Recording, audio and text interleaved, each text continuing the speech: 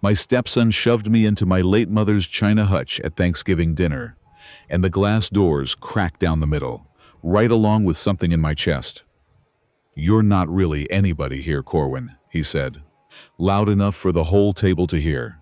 He had no idea that in 11 days I would hand him a letter that would end everything he believed about himself, and that I would be the one who finally had to write it. My name is Corwin Halverson. I am 71 years old, and for 43 years I have run a cold storage company out of Muskegon, Michigan, that started with one leased ice truck and a handshake with a fish packer who didn't trust banks. I built Halverson Cold Storage into the kind of operation that keeps half the grocery trucks between Grand Rapids and Green Bay running on time, and I did it without ever asking my wife's family for a nickel. That part matters. You'll see why the hutch belonged to my mother. It came over from her mother's house in a horse trailer in 1961, and it had survived 2 moves, 1 flood, and 40 years of my own clumsy elbows, before Warwick put his hands flat on my chest that night and pushed. I went backward into the glass doors, hard enough to crack one of them straight down the center, and I sat down on the floor of my own dining room in front of 11 people, my shoulders singing with a pain that ran all the way down to my elbow.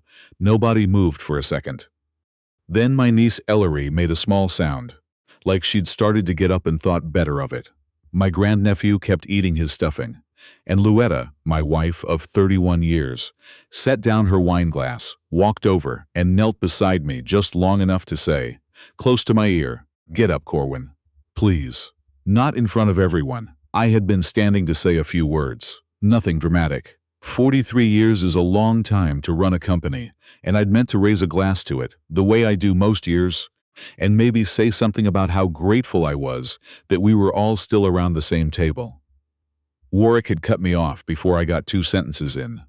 He said the company didn't need an old man's speeches anymore, that everybody at that table knew who actually kept Halverson Cold Storage running these days. And when I told him to sit down and let me finish, he stood up instead, and he put his hands on me. He is 40 years old. He has not driven a forklift in 11 years. But he put his hands on a 71-year-old man and pushed him into his grandmother's hutch, and then he looked down at me on the floor and said I wasn't really anybody in that house. The table had gone quiet in that particular way. A room goes quiet when everyone is deciding, all at once and separately, whether to pretend nothing happened. My sister-in-law Marla was still holding her fork halfway to her mouth. Luetta's brother, across the table, suddenly found something fascinating in the bottom of his water glass. Warwick stood over me in his good gray sweater, breathing hard through his nose, and for just a second I saw something flicker across his face that might have been the start of an apology, and then it closed back up, the way a door closes when somebody decides they'd rather be right than sorry. I want to tell you what I did next, because it surprised even me. I didn't yell. I didn't cry, though my eyes were doing something close to it from the shock more than the pain. I got my hand on the leg of the sideboard and pulled myself up, feeling my shoulder grind in a way I knew meant a doctor's visit in my future. And I looked around that table at my family. My wife, my stepson, people I had paid tuition for and co-signed loans for and driven to chemo appointments for. And not one of them said his name the way you'd say it to a man who had just knocked his own father down. Before I reached the door, I looked back once at the table. At the turkey nobody had finished carving. At the good china we only brought out twice a year.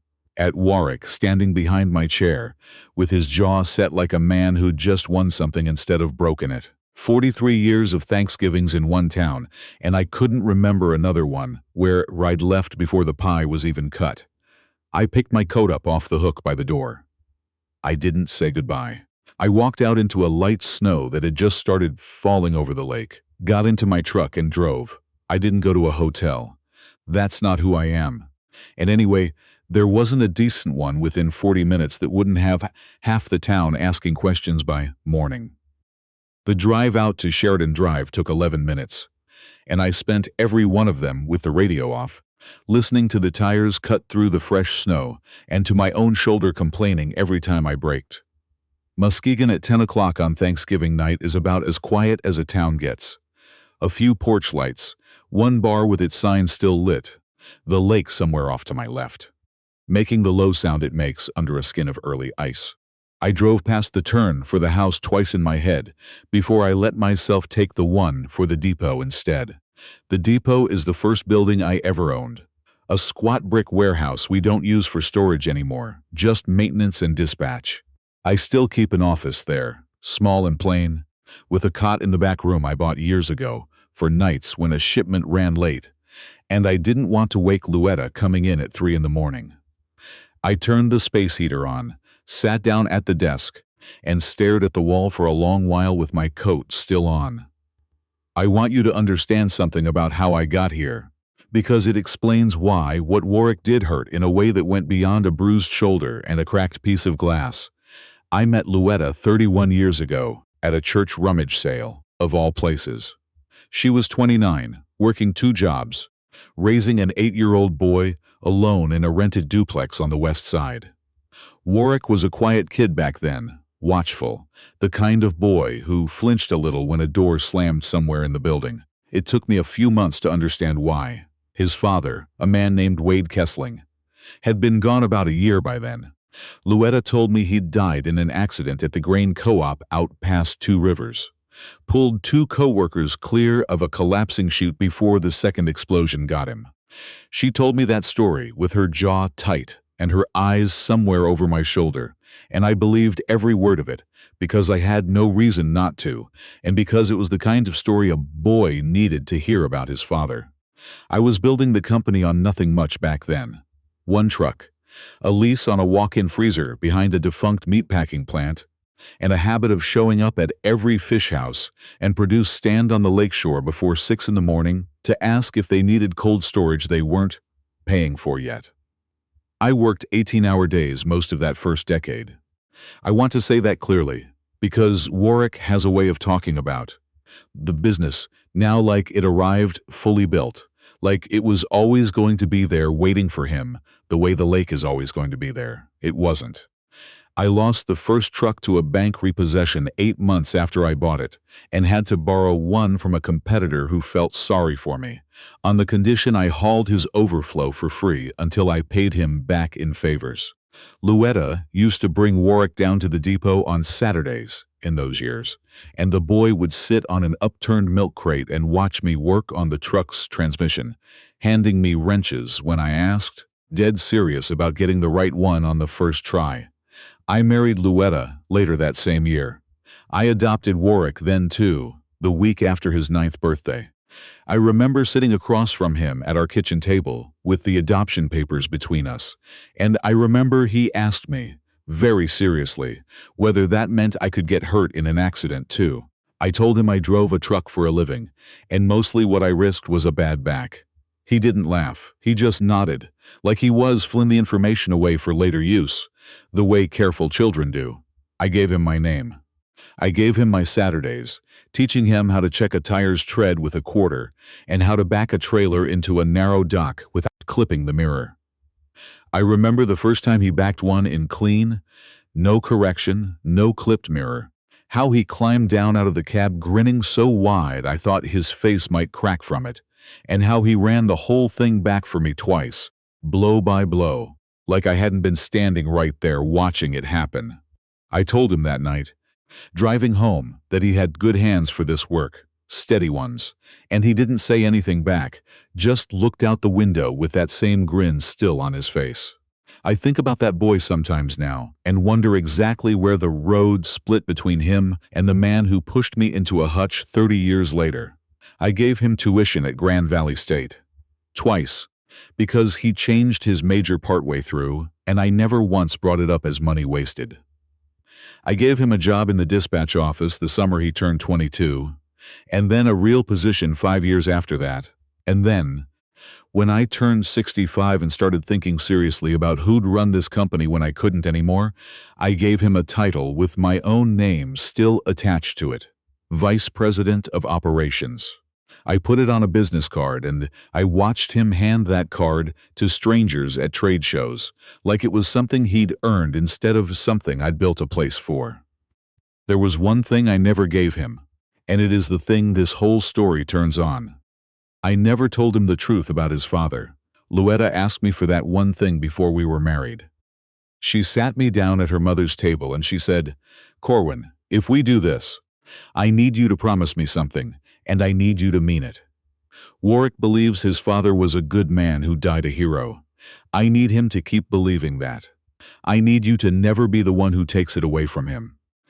I was 40 years old and in love with a woman who had raised a frightened little boy on her own for a year with almost nothing, and I said yes without asking a single question about what exactly I was agreeing to protect him from. It seemed like a small thing. A kindness. A man doesn't need to know his father sold insurance instead of being a war hero. I told myself, if the softer version helps him sleep at night. I did not know then what I know now. That Wade Kessling had not died a hero at all, and that the truth Luetta was protecting Warwick from was so much worse than a boring insurance salesman, that I would spend the next 31 years actively lying by omission. Every single time Warwick brought his father's name up at a birthday, a graduation, a wedding toast for a cousin, a bad day at work when he needed to feel like there was strength somewhere in his blood. I let him build an entire identity around a grain elevator explosion that, as it turns out, never happened the way anybody told it to him. I sat in that cold office on Sheridan Drive on Thanksgiving night with my shoulder throbbing and thought about all of that. I thought about 31 years of biting my tongue every time Warwick said something like, "Dad would have done it differently," or "I get my nerve from my real father," or, worst of all, the thing he said to a business partner at a company picnic 4 years ago that I overheard and never mentioned. "Corwin's fine. He's just not built the way Wade was built." There was one detail that had never sat right with me, and I want to tell you about it now, because it's the loose thread that started pulling everything apart. Warwick has a photograph on his office wall. A grainy printout of a newspaper clipping about the grain co-op explosion, the one Luetta supposedly found years ago and had enlarged for him as a birthday gift. I'd looked at that clipping 100 times over the years, mostly out of the corner of my eye, never really reading it. But the one time I did read it closely, a few years back, waiting for Warwick to get off a phone call in his office, I noticed the date on it didn't line up with what Luetta always told him. She said Wade died the spring after he left. The clipping was dated the following November. I never brought it up. I told myself it was probably just a typo in an old paper, the kind of thing you don't go digging into on a Tuesday afternoon. I thought about that clipping a lot that night on Sheridan Drive. Staring at the space heater's orange coils, my shoulder aching, my wife's voice still in my ear, "Get up, Corwin, not in front of everyone." And I understood, somewhere around midnight, that something in this family had been sitting wrong for a very long time, and that the shove in the dining room wasn't really about a chick chair or a toast or a company title. It was about a boy who had spent 31 years being taught, without anyone meaning to teach him this exactly, that the man raising him was a placeholder, and the man who left him was the real thing. I didn't sleep much. Around 2 in the morning I gave up trying, made a pot of the bad coffee I keep in the office for early dispatch mornings, and sat there with my hands wrapped around the mug, watching my breath show a little in the cold part of the room the heater didn't reach. My shoulder had stiffened into something worse than it started as. I thought about calling Luetta. I thought about what I would say if I did, and I couldn't come up with a single sentence that wasn't either an accusation or a surrender, so I put the phone face down on the desk and let it sit there. By the time the sky started going gray outside the depot's one window, I had made exactly one decision. I wasn't going home to apologize for making a scene I hadn't made, and I wasn't going to spend one more Thanksgiving pretending that what happened at that table was a on-time thing, a bad night, a boy who'd had too much wine. Whatever this was, and I didn't yet have the shape of it, it had been building under the surface of my family for longer than one dinner, and I intended to find out exactly how long and exactly how deep before I decided what to do about any of it. I thought, too, about a smaller memory that had no business surfacing at 2 in the morning, but did anyway. Warwick at maybe 11, homesick from school with a fever, asking me from the couch, half delirious, whether I would still be his dad if he found out his real one was actually alive somewhere. I remember telling him that being somebody's dad was a thing you did every day, not a thing that happened to you once at a courthouse, and that I intended to keep doing it whether he liked it or not. He'd laughed, a small fever-cracked laugh, and gone back to sleep. I don't think he remembers that conversation at all. I have never forgotten a word of it. And sitting in that cold office 30 years later, I understood for the first time how much that answers had cost me to keep being true. I finished the coffee, and the first call I made that morning wasn't to Ambrose. It was to Junia Quill, who has handled the company's contracts and, when it's come to it, our family's harder legal business for close to 20 years. I asked her one question, plainly. If I decided a family member could no longer be trusted around company money, what was I actually allowed to do about it? And how fast? She told me to slow down, that whatever I eventually did needed to hold up to somebody besides me. I told her I understood, and that I wasn't calling to act yet.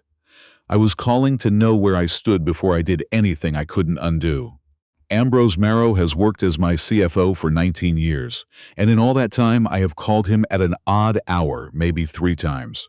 He showed up at the depot at 10 to 7 in the morning after Thanksgiving in his hunting jacket, unshaven, carrying a travel mug and a manila folder, and he took one look at the way I was sitting, stiff, favoring the left shoulder, still wearing yesterday's shirt, and didn't ask a single question about it. That's the kind of man Ambrose is. He set the folder on the desk, sat down across from me, and said, "Tell me what you need." I told him the truth, which is that I didn't know yet, not the whole of it. But the Friday after Thanksgiving is the heaviest shipping day of our year, and whatever had happened at that table, I wasn't going to let it cost a single client a late truck. I asked him to run the floor himself and keep Warwick out of any decision that touched a customer until I'd had time to think straight. Not a punishment, not yet. Just distance. And a company that kept moving, whether or not I ever set foot back in that dining room. Ambrose wrote that down without looking up until I finished. Then he said, "Can I ask why?" And I told him the truth, plainly. My son put his hands on me at Thanksgiving dinner in front of the whole family, and until I understood exactly how comfortable that made him, I didn't trust myself to be the one deciding anything about him yet. Ambrose closed the folder. "I've watched him talk to the loading crew like they work for him personally instead of for you," he said. "I never said anything because it wasn't my business. I'm saying it now because you asked." He paused at the door, hand on the frame, and looked back at me for a second longer than the moment called for. "You want me to call somebody about that shoulder before I go?" "It'll keep," I said, which wasn't exactly true. But I wasn't ready yet to sit in an urgent care waiting room, explaining to a stranger how a grown man came to be bruised by his own son. Ambrose nodded like he'd expected that answer and hadn't liked it any better than I did. He buttoned his jacket and told me the floor was covered. He called once more before noon to say the Friday routes had gone out clean and that Warwick hadn't come in at all, hadn't called in either, which told me something on its own, though I couldn't yet have said what. I want to be honest about something. Not moving on Warwick that morning didn't feel like strength. For a few hours it felt like cowardice wearing patience as a disguise, and part of me wanted nothing more than to undo every privilege I'd ever handed him before lunch. But I have run this company through 2 recessions and a fuel crisis, and I know the difference between a decision and a reflex. My own father ran a hardware store, and believed family business got settled at a kitchen table, not through a bank. And some part of me still believed that, hand hovering over the phone a second time. I made myself wait. Whatever I eventually did to Warwick, I wanted to look him in the eye afterward and say I'd done it for a reason he couldn't argue with, not because he'd bruised my pride at a dinner table. The calls started around 8:30 anyway. Not from Warwick, from Luetta twice. Straight to voicemail both times, because I let the phone ring out. Then a text, "Corwin, please. Warwick says you never came in and you won't answer him either. Where are you? I didn't answer that one either. I wasn't ready to explain a decision I hadn't finished making. Around 9:15, the phone rang again. And this time it was Bud Kowalski. And I picked up because in 38 years Bud has never once called me before 10, unless something at the depot was actually on fire. Bud started dispatch for me the same winter I bought my second truck. He's 69 now, officially retired, but he still comes in 3 mornings a week because, in his words, retirement gave him too much time to think about his knees. He was there the night we lost power at the depot in the ice storm of '98 and stayed until 4 in the morning running a generator by hand crank flashlight, so the walk-in freezers wouldn't lose a single load. He was there when my mother died, standing in the back of the funeral home in a suit that didn't fit him right, because he'd bought it secondhand that same week rather than ask me for the money. Bud Kowalski is not a man who calls to gossip. His daughter Renata is married to my niece Ellery's husband's cousin, which in a town the size of Muskegon makes them close enough that news travels through that channel faster than it travels through mine. And Bud has never once used that channel for anything but genuine concern. Heard about Thanksgiving. Bud said no preamble. Renata called me first thing. I'm sorry, Corwin. That's a hell of a thing for a man to do to his own father. I told him I appreciated it, and that I was handling it. There was a pause on the line, the kind Bud does when he's deciding whether something is his business. I probably shouldn't say more than that, he said finally. But I've watched that boy talk to the loading crew for a couple years now, like the yard already belonged to him. If this week turns into something you can't carry alone, you know where to find me. I told him that meant more than he knew. He said he'd be around, and hung up before either of us had to figure out a more graceful way to end the call. I didn't go straight back to the depot. I stopped at the hardware store on Sherman Boulevard for a part I didn't need.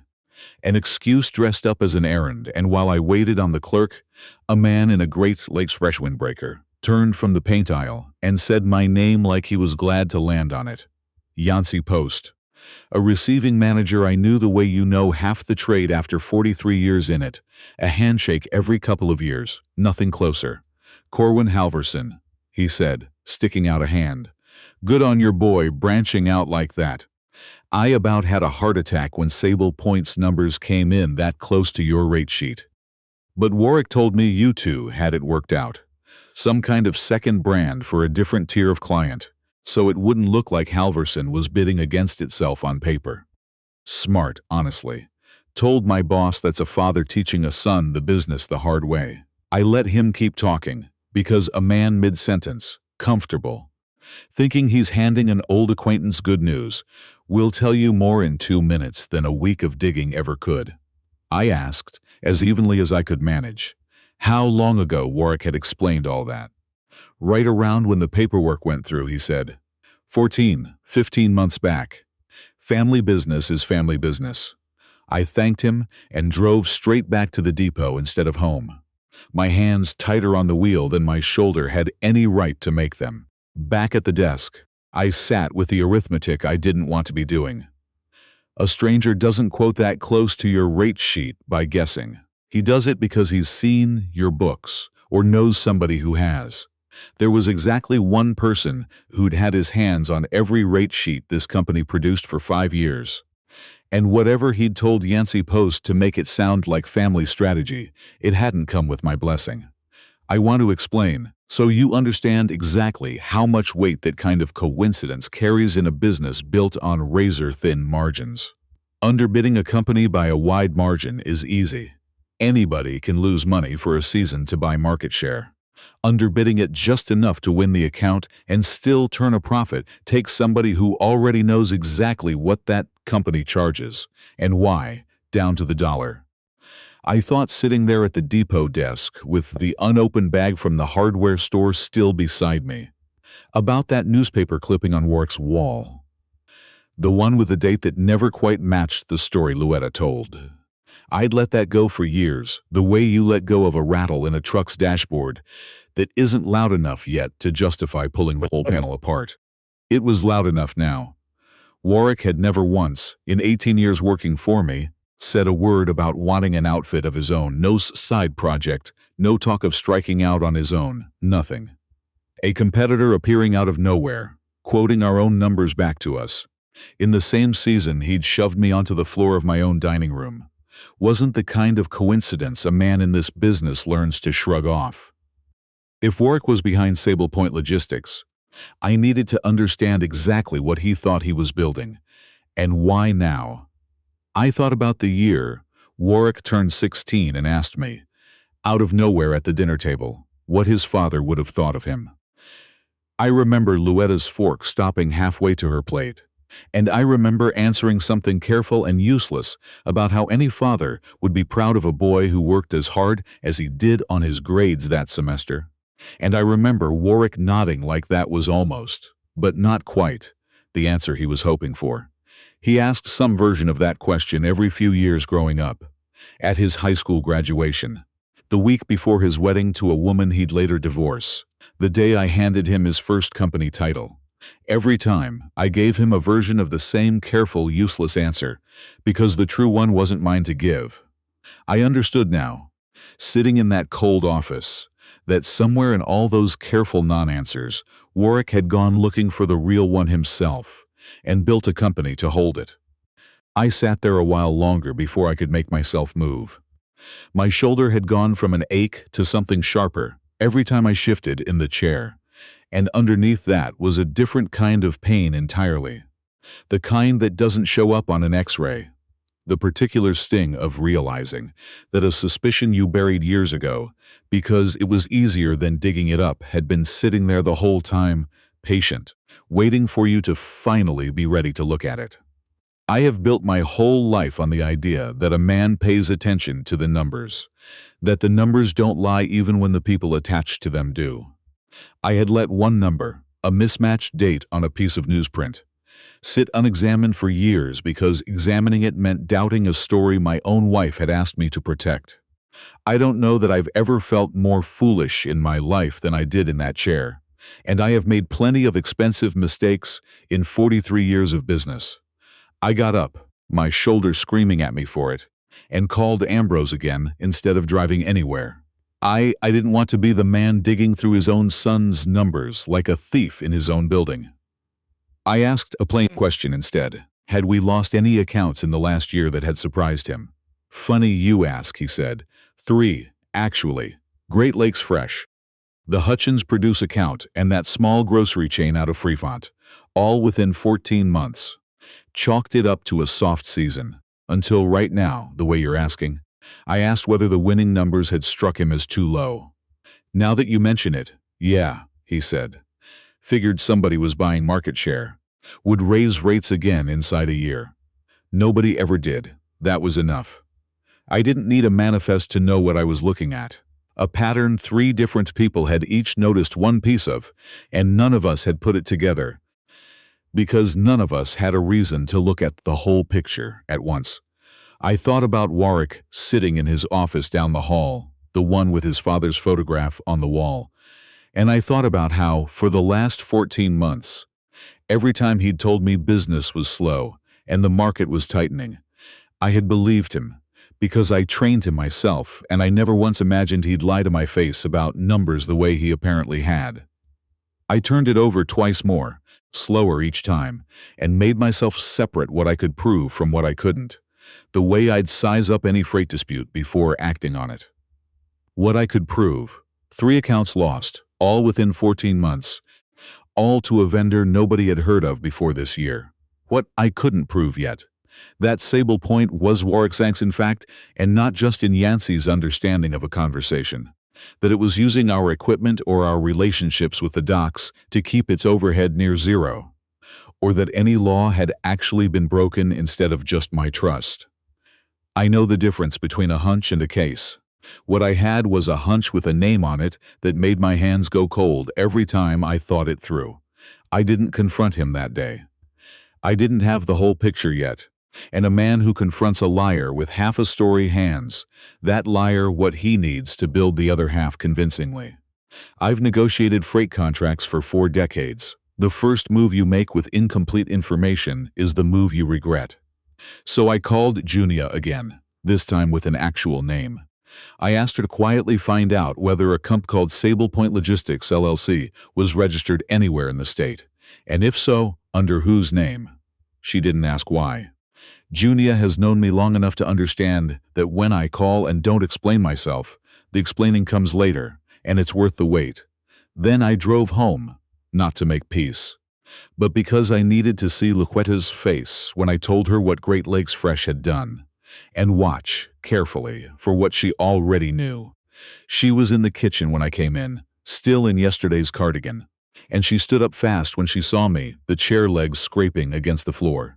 "Corwin, thank God. Where have you?" "Sit down, Luetta," I said. My voice was quieter than I expected it to come out, and something about that quiet made her stop talking and actually sit. I hadn't told her yet about the accounts, the truck, any of it. I hadn't told her about Sable Point Logistics.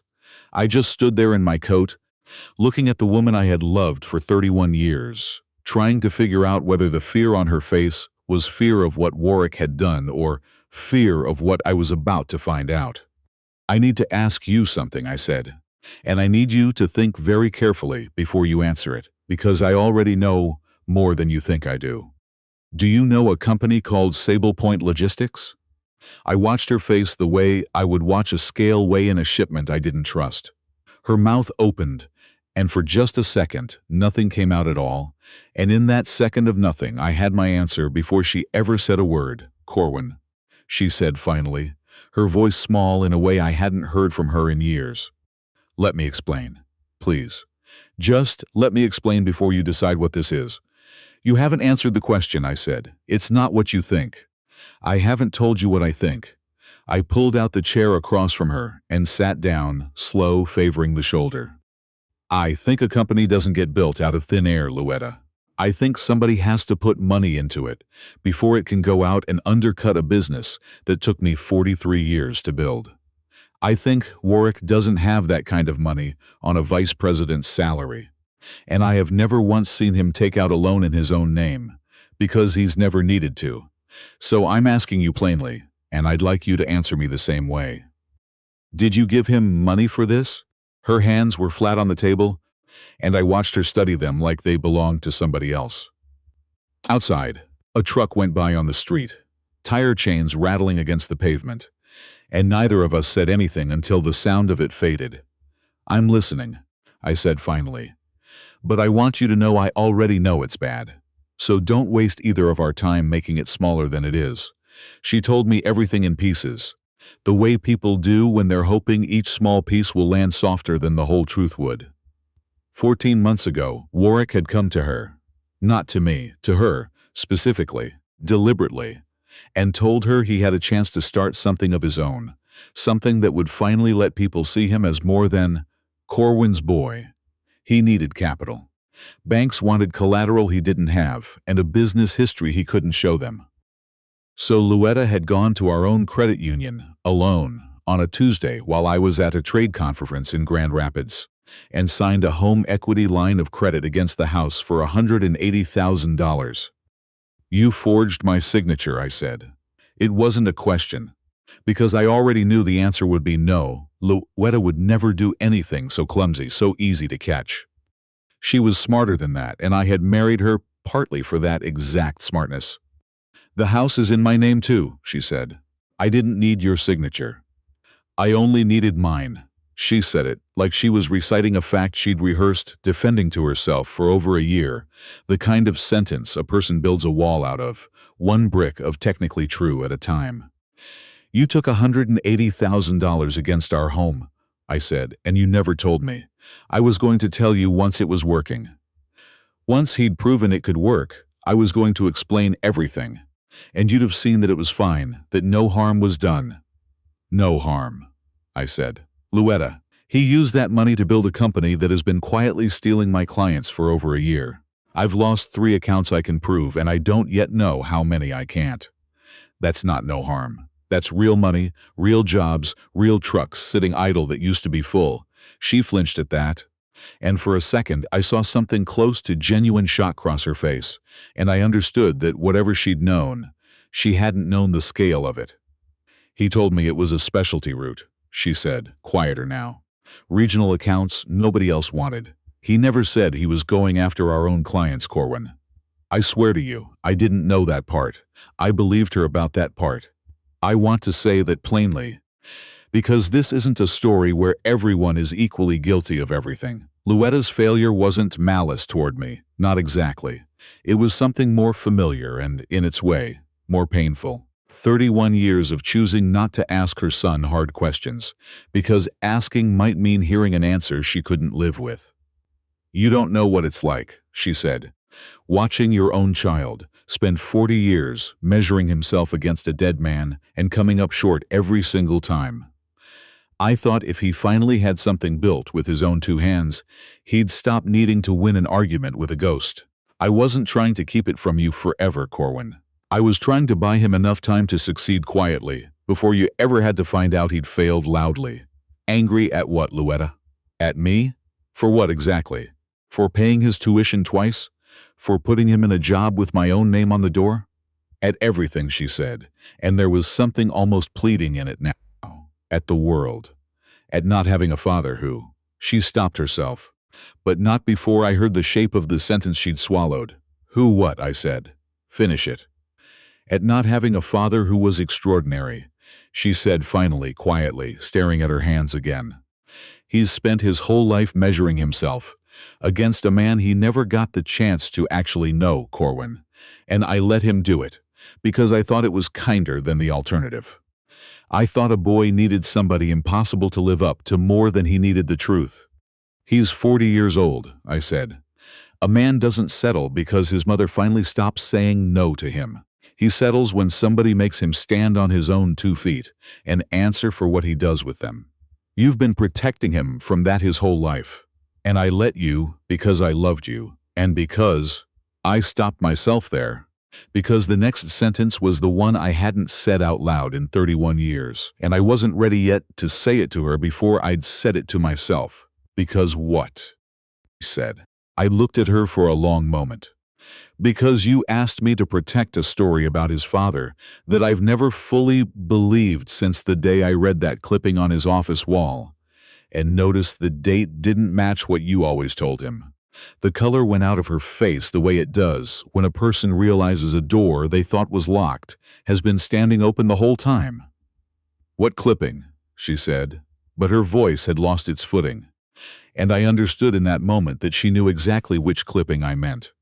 Junia called the next morning while I was still at the depot, before I'd even finished my first cup of coffee.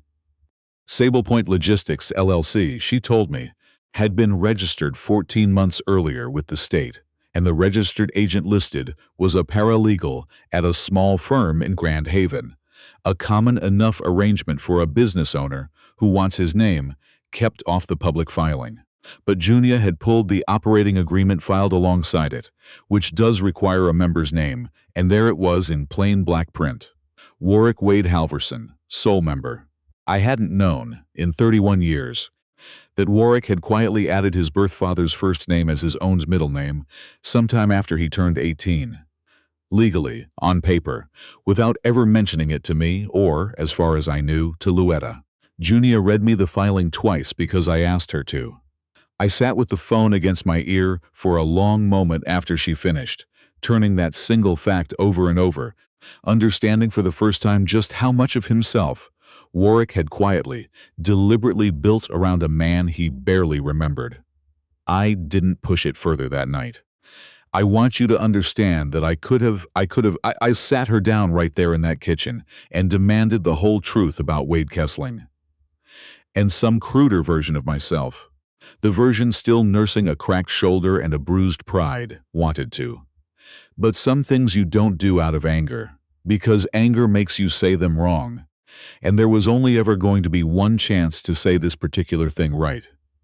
I told her I needed some time and some distance, and I went back to the depot for the second night in a row. And this time I brought a change of clothes. I finally saw a doctor about the shoulder on the Saturday after Thanksgiving, 3 days later than I should have. The physician's assistant at the urgent care clinic, a young woman who couldn't have been more than 30, asked me twice how exactly I'd heard it before I gave her something closer to the truth than I'd given Ambrose. She didn't push further, just noted a partial rotator cuff strain, wrapped it, and told me to ice it and see an orthopedist if it wasn't better in 2 weeks. I sat in the parking lot afterward for a few minutes before starting the truck, looking at my own hands on the wheel, thinking that a man my age ought to know better than to let a bruise like this one sit unattended for 3 days out of stubbornness. I have run a company on the principle that you deal with small problems before they become expensive ones. I had apparently stopped applying that principle to myself somewhere along the way. By Monday morning, I had what I needed to stop calling it a suspicion. Junia had the filing confirmed, and Ambrose had the pattern laid out plainly enough that even a man determined to give his own son the benefit of the doubt couldn't keep doing it. I called Ambrose before 7, 4 days later than the version of me who wanted to gut Warwick over a bruised shoulder would have made that call, and for an entirely different reason. Suspend Warwick's signing authority and fuel card, effective immediately, and pull the company plate off the F-250 he'd been driving as his own for 2 years. Leave the health insurance and payroll alone. I wasn't going to be a man who cut off a paycheck out of spite. Ambrose didn't ask why this time. He already knew.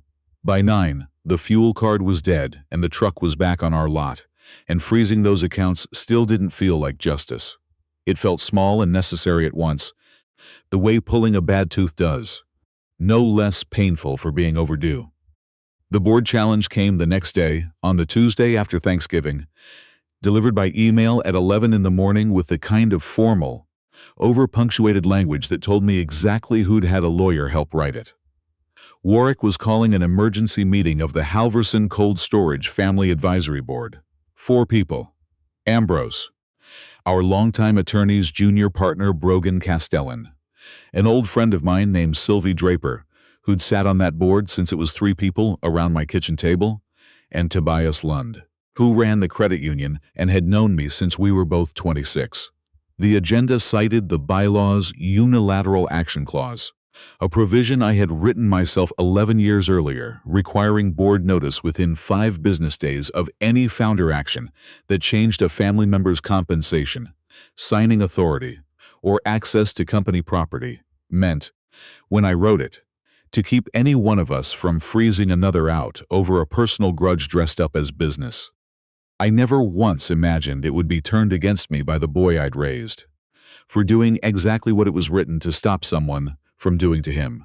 The email, which I later learned Brogan Castellan had drafted at Warwick's direction without knowing the full context, laid it out plainly. Over the last week, Halverson's founder had frozen a family member's financial access and repossessed a company vehicle without the 5-day board notice the clause required.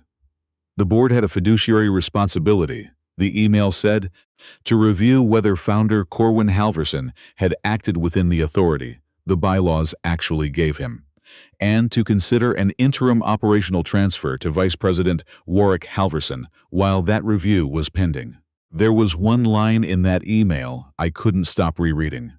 We believe this action reflects a good faith effort to restore proper governance during a difficult moment for the company. Somebody, Warwick, or the lawyer helping him, had chosen those words carefully, knowing that proper governance would land softer with the board than the truth, which was that a man who'd been caught diverting clients wanted to seize control of the company before anyone could catch him formally. I read it twice at my desk, and then a third time, and something in me that had been simmering quietly since Thanksgiving went very cold and very still. He hadn't just lied to me. He hadn't just taken clients out from under a company that fed his family for 31 years. He was now prepared to stand in front of people who had known me since before he was born and accuse me of breaking my own rules, using the very safeguard I'd built to keep this family from doing exactly this to each other, twisting it into a weapon aimed at me instead. 2 of the 4 board members responded to the email within the hour, agreeing the meeting should happen. Not necessarily agreeing with Warwick, I told myself. Just agreeing that a serious accusation deserved a hearing. Sylvie called me directly instead of replying to the group, furious on my behalf, telling me in the same blunt voice she'd used since we were both 22 that she'd vote against this nonsense with her whole chest, and that Warwick ought to be ashamed of himself for even drafting it. I watched you build this company out of a truck that didn't run half the time, she said.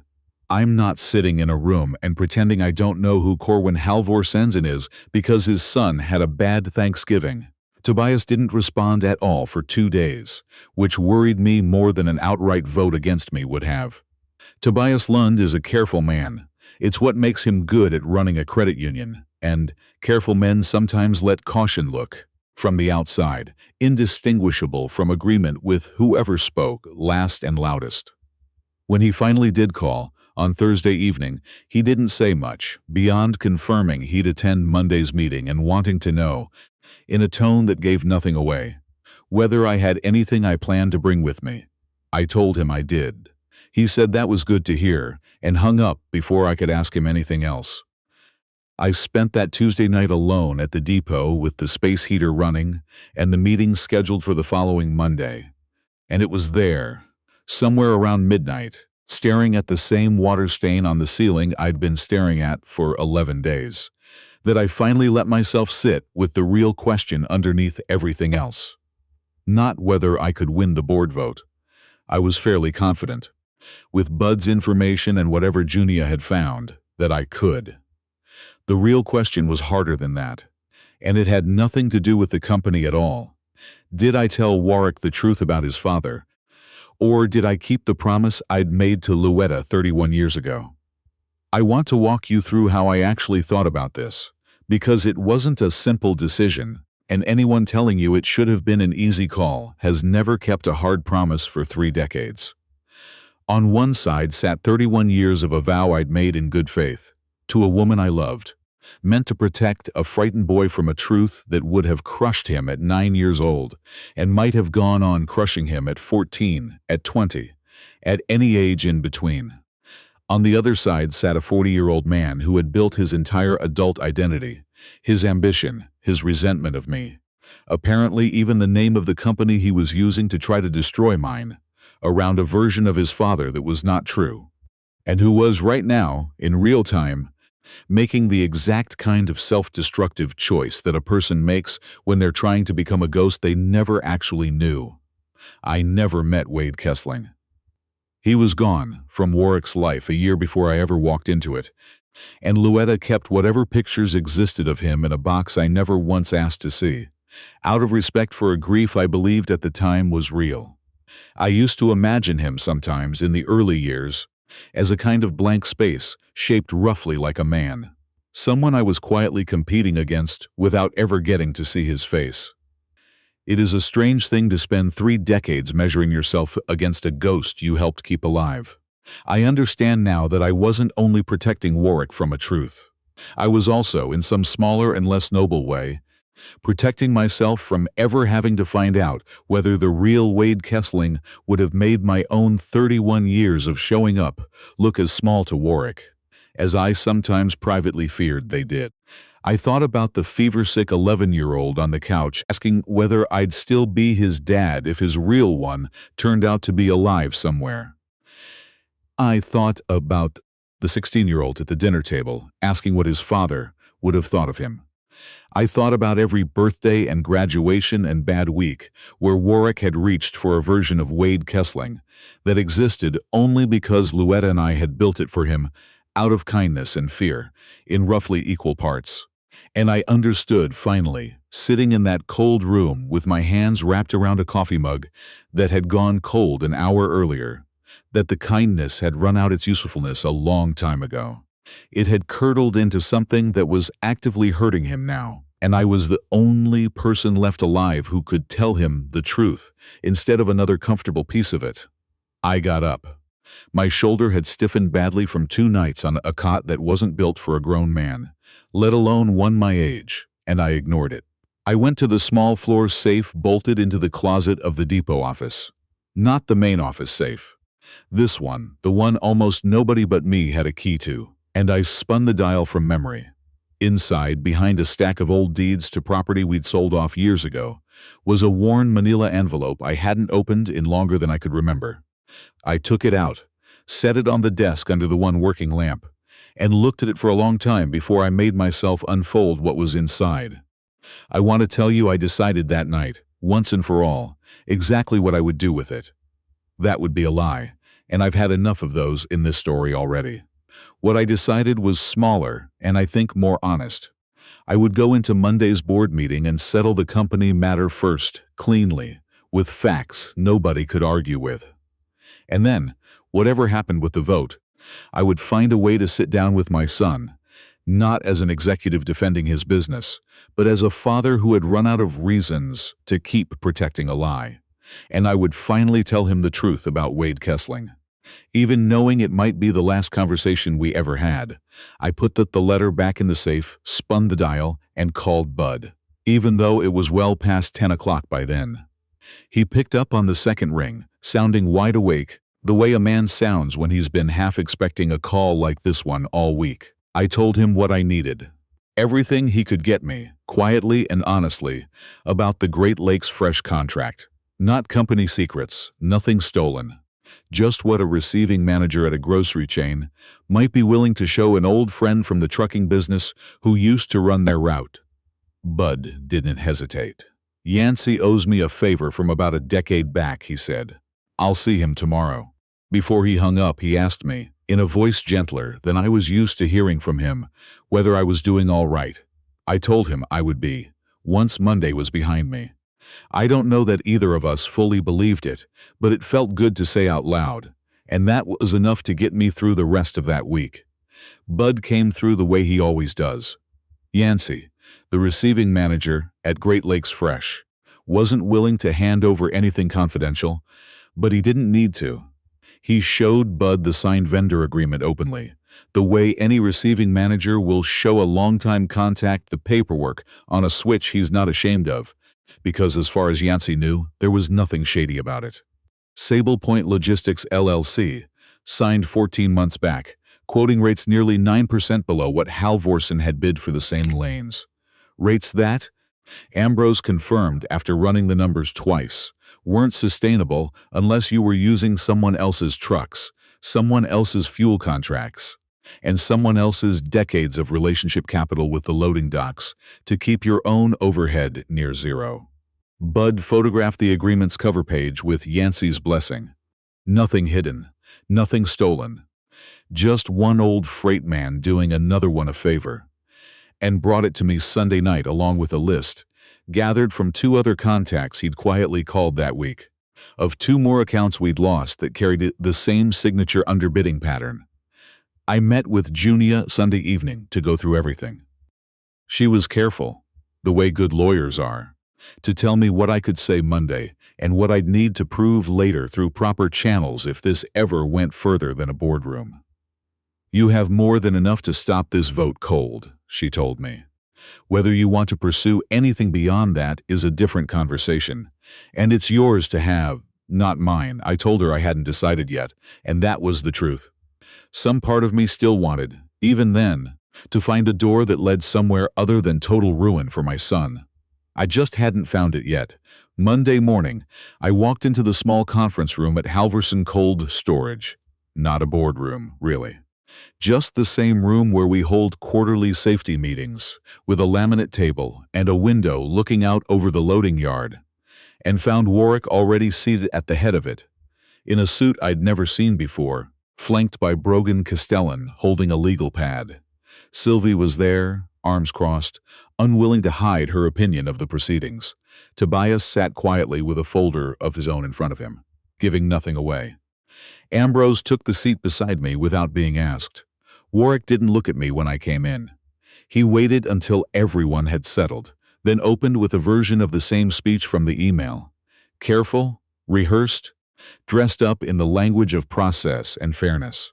He talked about the 5-day notice clause, about the frozen accounts and the repossessed truck, about governance that has to apply the same way to everyone in this room, including my father, He said he loved me. He said this was the hardest thing he'd ever had to do. I sat and let him finish, because I have negotiated enough contracts in my life to know that a man who cuts off an opponent mid-sentence looks desperate, and a man who lets him finish looks certain. When he was done, I asked for the floor, and Sylvie seconded it before anyone could object. I want to start, I said, by agreeing with one thing Warwick said.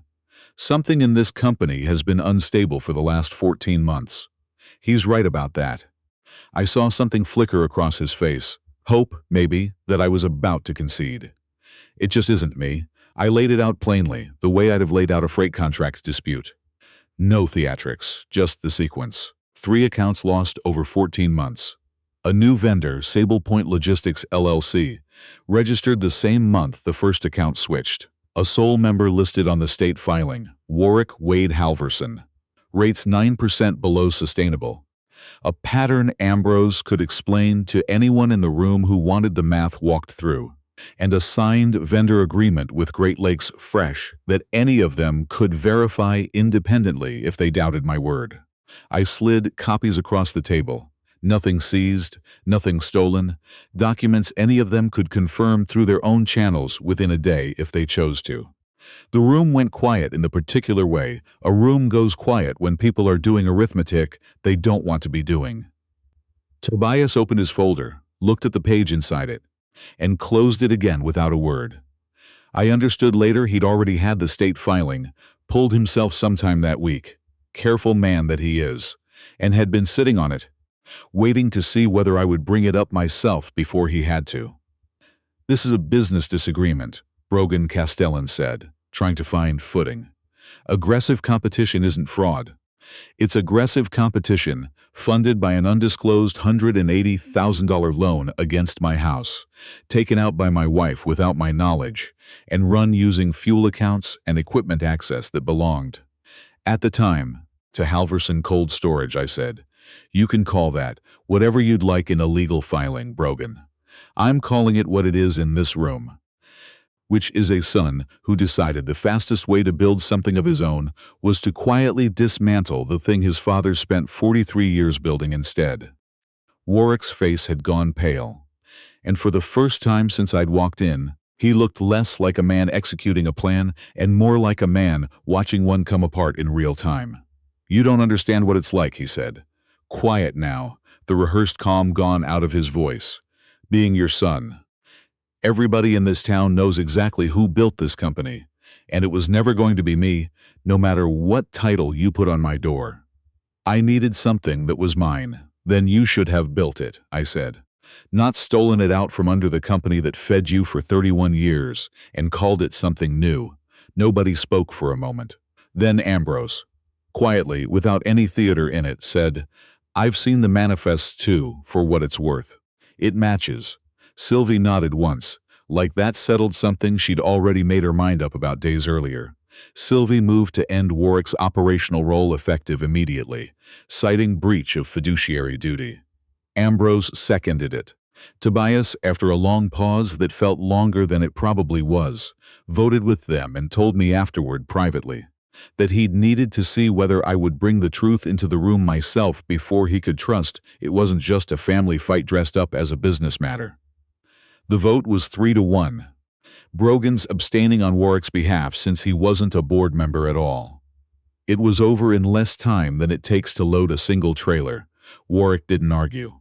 He sat very still for a moment, staring at the papers in front of him, and then he stood up, gathered them without looking at anyone, and walked out ahead of Brogan, who trailed him, with an apologetic glance back at the rest of us that told me he'd understood. Probably before the meeting even started. How this was going to go. News in a town the size of Muskegon travels faster than any of us would like to admit.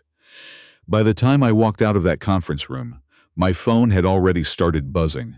First Sylvie, texting to say she was proud of me and sorry it had come to this. Then a cousin of Luetta's I hadn't spoken to in years asking, carefully, whether it was true Warwick had been let go. Then one of our longtime drivers, A man named Petey, who'd hauled freight for me since before Warwick could drive, calling just to say he was sorry and that the crew still had my back, whatever else was true. I didn't answer most of them right away. I sat in my truck in the parking lot for a few minutes, engine off, watching my breath fog the windshield, and let the phone buzz itself quiet in the cup holder. Word would keep moving through this town whether I fed it or not. What mattered was making sure the next thing it carried was true. I found him 20 minutes later, not gone the way I half expected, but sitting in the empty dispatch office in the chair that used to be his when he was 22 and just starting out. He was on his feet before I'd even gotten the door closed behind me. "Say whatever you came to say," he said, and there was no fight left in his voice, just something flat and used up. "You won. I don't need the speech about earning things the hard way. I've heard it. That's not why I'm here," I said, staying by the door a moment. "I need to tell you something about your father. Once I start, I can't take it back. If you'd rather hear it another day, I'll wait." "I've already waited 31 years. He went very still. Whatever he'd braced for, another accusation, another line item on everything he'd cost this family. It wasn't that. "Tell me now," he said. I sat down across from him in a chair as old as his and took the worn manila envelope out of my jacket pocket. I didn't hand it over yet. "This is a letter your father wrote," I said. "The real one, not the co-op story your mother told you. I've had it over 30 years. I promised her, before we ever married, I'd never show it to you. And I'm breaking that promise right now. Not to hurt you, but because you built a company around a man you never actually knew, and you've earned the right to know exactly who that was." He held his hand out for it before I'd finished talking. I gave it to him. I told him the truth as he read it the first time, the way I'd rehearsed it in my head 100 times that week, and never once found a version that hurt less. Wade Kessling hadn't died a hero at any grain co-op. He'd left Louetta and a frightened 8-year-old boy because he'd run up debts he had no way of covering, and before he vanished for good, he'd written this letter offering to sign away his parental rights for $8,000 in cash, no visits, nothing owed on either side ever again. Money Louetta had scraped together on her own to hand him, because the alternative looked like a man who'd keep circling back for more. He took the cash, signed what we asked, and disappeared, and about 7 months later he was dead. Not a hero of any kind, but stabbed in a dispute over a card debt he'd never made good on, in a town 2 hours from here Louetta had made a point of never naming to her son. "Is this?" He stopped, cleared his throat. "Did anybody verify it? The handwriting, the date? People forge things." It was such a strange, practical question to ask in the middle of watching his own life come apart that I understood he wasn't really asking about the letter. He was asking for one more minute before he had to believe it. "Junia checked the dates against what your mother always told you," I said. "But you already know it's real. I can see it on your face." He didn't answer that. He read it a second time, slower, and I watched something in his face come apart in a way I have never seen a grown man's face come apart before, not even at funerals. He wrote that I was. He started and stopped, unable to finish it out loud, and I understood he'd reached the line where Wade called him dead weight he was done hauling, cargo he'd never agreed to carry. "He did," I said. "I'm sorry. I wish I had a gentler version of it to give you." "Why didn't you tell me?" he said, and his voice cracked on the last word, 31 years of a question finally finding its way out. "All this time. Every time I brought him up. Every single time. There were 100 times I almost did," I said. "Your 16th birthday. The day you graduated. The morning of your first wedding. When you asked if I thought your father would have walked you down the aisle if he'd lived. I stood in the hallway outside your room that morning with my hand on the door, 20 minutes before you were supposed to be married, and almost told you everything right there. I talked myself out of it because I didn't want to ruin your wedding day with a dead man's sins. I told myself there would be a better time. There was never a better time, Warwick. There was only ever a harder one, further down the road. And I kept choosing the harder one because it wasn't happening yet. Because your mother asked me not to, and because I loved her, And because I thought protecting you from it was the kindest thing I could do, I said. I don't think I was wrong to try at the beginning. I think I let a kindness run on autopilot for 30 years, instead of asking whether it was still helping you or starting to hurt you. That's on me. I should have found it better to tell you the truth long before it had to come out like this. In the same week, I fired you from a company I built with my own hands. He didn't say anything for a long time. He just sat there with the letter in his lap, staring at nothing, and I let him sit in it. Because there was nothing I could say that would make 31 years of a lie feel smaller in the space of one conversation. I need you to go home, I said finally, gently as I could manage. Not our home, wherever home is for you right now. And I need you to think, not about the company, not about me, about what kind of man you want to be now that you know the one you were building yourself around never existed the way you thought. I'm not going to pretend the company matter is settled between us. It isn't. But that's a separate thing from this. He left without another word, the letter still in his hand, and I let him take it. It had done its job. I didn't need to keep it anymore. Luetta and I separated 11 days later, on a gray morning that felt anticlimactic after everything that had come before it. There was no dramatic scene, no folder of old paperwork thrown down on a table. We sat at the same kitchen table where she'd once made me promise to protect a lie, and we talked, plainly, about what came next. I told her I wasn't interested in punishing her financially. The house was half hers by any fair measure. 31 years of marriage was 31 years of marriage, regardless of how the last month had gone. And I wasn't going to be a man who used lawyers to make a woman I'd loved for 3 decades feel smaller than she already felt. We agreed to sell the house and split it evenly. She cried more than I did. I think some part of her had been braced for a harder version of this conversation for over a week, and the fact that it wasn't cruel seemed to undo her more than cruelty would have. I don't know how to forgive myself for this, she said, near the end. I don't need you to forgive yourself today, I told her. I need you to stop building stories for people, because the truth felt too heavy to hand them. That's the only thing I'm asking for, going forward, from anybody in my life. We didn't hug goodbye. That felt like the wrong ending for 31 years, and also somehow the right one. She packed slowly over the next 2 weeks, taking mostly what was hers to begin with. And the last time I watched her car pull out of the driveway, I stood at the front window longer than I needed to, not out of grief exactly. More the way you stand and watch a truck pull away from a dock after a long haul. Some relief mixed in with something that isn't quite sadness and isn't quite anything else you have a clean word for.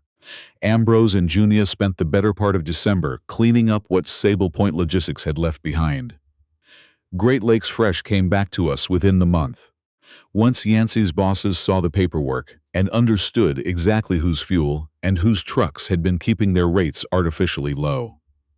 The other 2 accounts took longer, but they came back too, one by one, the way clients do when the person who lied to them stops being in a position to answer the phone.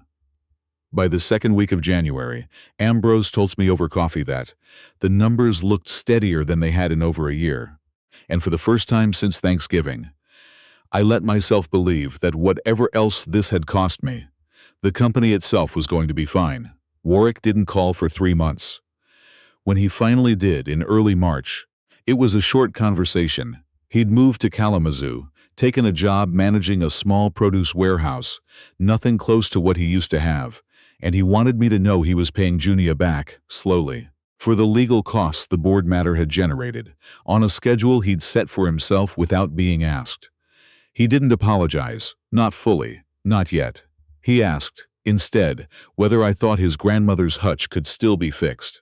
I told him I'd already had it repaired. New glass in the cracked door, the frame reinforced where his push had loosened a joint that was probably weak to begin with.